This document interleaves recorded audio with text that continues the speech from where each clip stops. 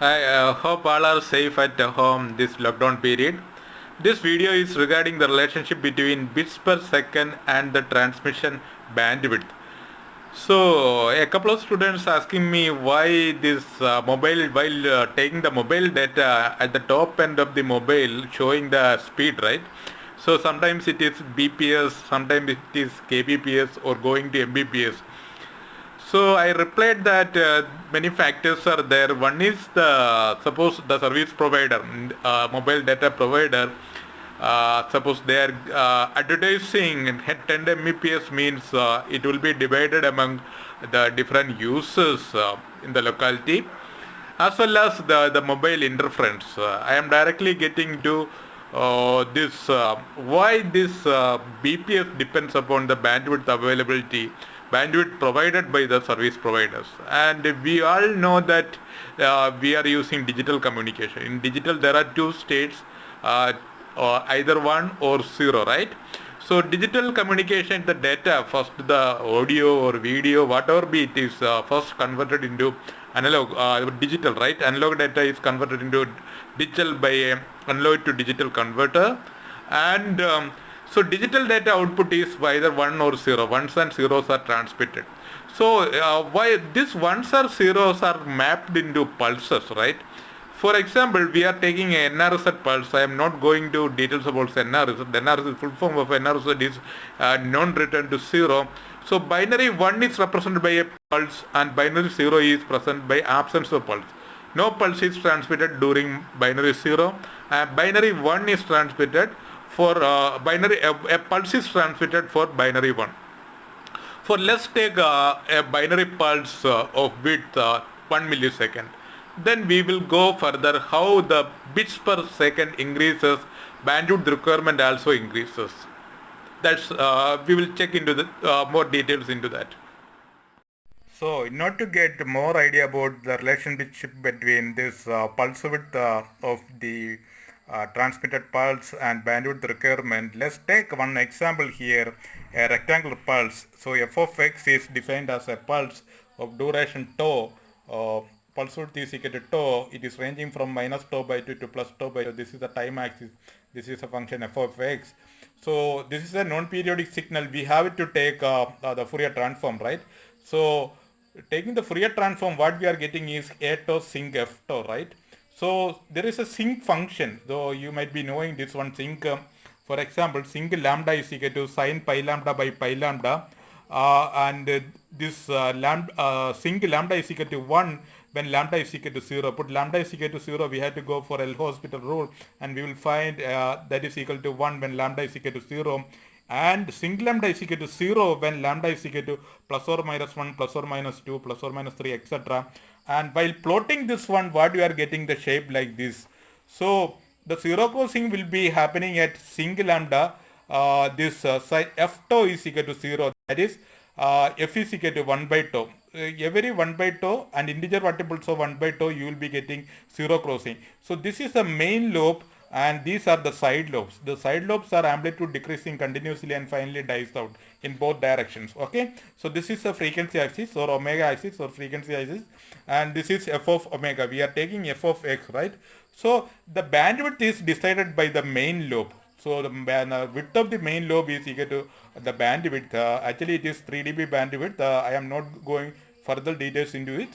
For the time being, you just understand that the bandwidth is equal to this width of the main lobe, right? Yeah, let's go for the next example. Here the lambda is, initially we put the pulse width is equal to lambda. Here it is lambda by 2. Is extending from minus lambda by 4 to plus lambda by 4. So lambda is equal to 1 millisecond. That means lambda by 2 is equal to 0.5 millisecond, corresponding to a band frequency of 12,000 hertz, right? So taking the Fourier transform, what you are getting is f tau by 2 sinc sinc function f tau by tau.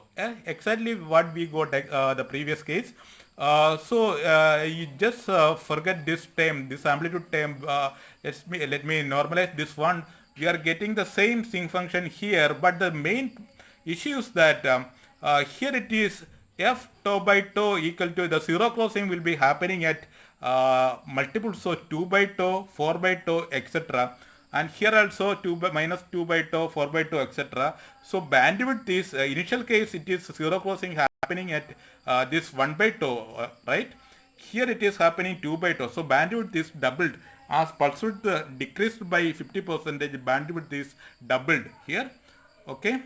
So the next example is we are taking very narrow pulse that is equal to 1 microsecond. So 1 microsecond is the pulse. Compared to the first case, it is lambda tau is equal to 1 millisecond. Now 1 microsecond means 1 millisecond by 1000, that is equal to 1 frequency corresponding to 1 microsecond is equal to 1 megahertz. And let's take normalized amplitude as I mentioned before. So the Fourier transform is proportional to ting f tau by 1000, right? So what we are plotting is where would be the zero crossing first happening? F tau by 1000 is equal to 1. You get this term is equal to 1. So what you are getting is first zero crossing happening at this value is equal to 1000 by tau, right? So here also minus 1000 by tau you will get first zero crossing. So the bandwidth is, this is the bandwidth, the main lobe width is the bandwidth. So compared to the first one, here the bandwidth is 1000 times compared to the first one, right? So that's why, so ideal case when the pulse width decreases and finally form a unit impulse function. So the impulse function is represented by delta t equal to 1 when t is equal to 0 elsewhere. So this is occurring at t is equal to 0. So this is the ideal case. The pulse can reduce the width up to form a delta function. So delta function, the Fourier transform delta function is this 1. So it comes to minus infinity frequency to plus infinity frequency, entire frequency response. So we need a infinite bandwidth. That is not possible in either case. So what do you understand from these three examples that as the pulse width decreases, that means more bits per second transmitted, and it is BPS, bits per second transmitted, or it can be kbps or mbps or gbps or terabits per second. So we need more and more bandwidth. That's why you will see in this top of your mobile screen that the speed is varying with respect to number of users and other factors in the channel, that is interference are there. I am not going to much details about that. So the more bits per second means the service provider has to have more bandwidth. So this is a final this one. So the red one corresponding to for example, this is a green rectangle pulse corresponding to a bandwidth. So this is narrow pulse. First green one is a narrow pulse, need more bandwidth, and this red one means more width in the time domain, but the frequency domain it is narrow. This is called inverse spreading.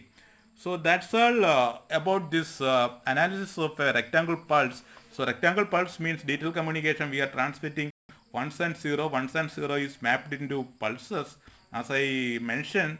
So 1 is represented by a pulse, 0 is no pulse. No absence of pulse is equal to 0. Okay.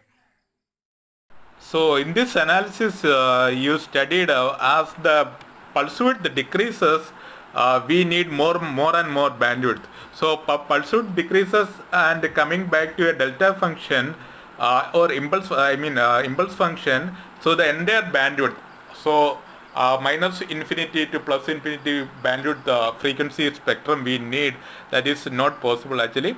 So one question will arise, suppose the bandwidth hungry applications are more and more important nowadays, especially this lockdown period. Everybody is using, most of the people are using this video conferencing, right? Similarly, the high speed video, high definition video applications, we should have some medium to transmit this high speed data. The solution is optical fiber. Optical fiber is thin, flexible, glassy strand. It's thickness in the order of 8 micron. Our hair, the human hair, thickness in the order of human hair, it can transmit data at the speed of terahertz range. Terahertz means 10 raised to 12, right? So In optical fiber, what is happening is that the electrical data is converted into optical signals. So optical, our visible range, we can see it is from VIBGYOR, right? Violet to red. The red is having the maximum wavelength, that is 700 nanometer, and violet is having the minimum, that is 400 nanometer.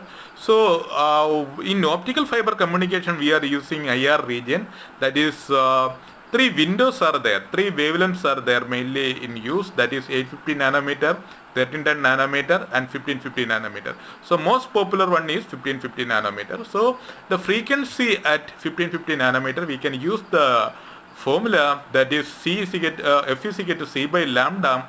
So substituting this one, you will get 193 terahertz at 1550 nanometer. So 193 terahertz is a carrier frequency. So as a rule of thumb, the bandwidth is equal to carrier frequency by 10. So the carrier frequency increases means we can get more bandwidth. So that's why everywhere now fiber to the home, right? Everywhere it is using fiber to the home. So this high demand bandwidth hungry application, we must use this optical fiber technology and fiber to the home technology like that. So I hope I cleared the fundamental pulse width relation and bits per second relation and the bandwidth provided by the service provider. That's all for the time being. Thank you so much for listening.